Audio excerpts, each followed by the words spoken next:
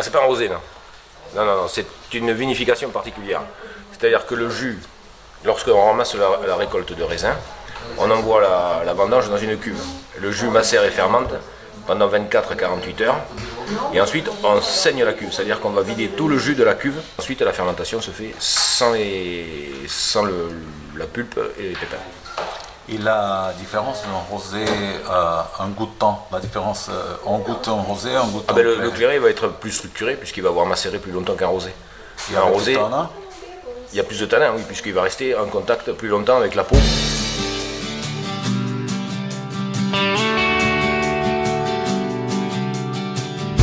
Ah oui, le clairé, ça date depuis la guerre de 100 ans, hein, quand l'Aquitaine était province anglaise, pendant donc, la guerre de 100 ans. Et ensuite, en fait, les Anglais ramenaient les vins de Bordeaux en Angleterre. Et pourquoi ils appelaient ça clarette? Parce que c'était des vins justement à courte macération dans les barriques. Et un rouge léger.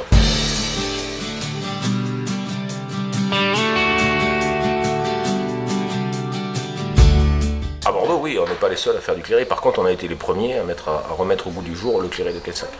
Le Quensac, c'est les premiers. Le Quensac, ça a été les premiers en 1957. Donc, avec l'onologue de l'époque, on a remis au goût du jour un vin qui avait plus de 700 ans. Aujourd'hui, on est le producteur numéro 1 de clairé à Bordeaux, puisqu'on est la cave qui en produisant le plus, et il est distribué dans toute la France. Il est fait avec quels cépages? Alors, essentiellement chez nous, c'est fait avec des cépages de merlot. Ouais. Voilà. Donc, pourquoi le merlot? Parce que le merlot, c'est des cépages fruités. Donc ça apporte beaucoup de fruits, de rondeur. Donc le clairé, il va être structuré, mais il va être rond, très fluide.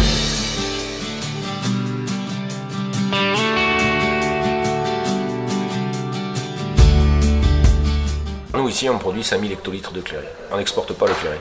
Oui, c'est pour Disons que le clairé, c'est très difficile parce que il faut que quand les gens le vendent, il faut qu'ils expliquent la différence entre un rosé et un rouge.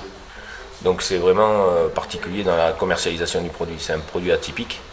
Donc il faut bien expliquer que le clairé, ça se boit comme un rosé, mais ça a beaucoup plus de structure qu'un rosé. Donc il faut savoir le positionner et avoir envie de le vendre. Il est entre les rosés et les rouges. Exactement.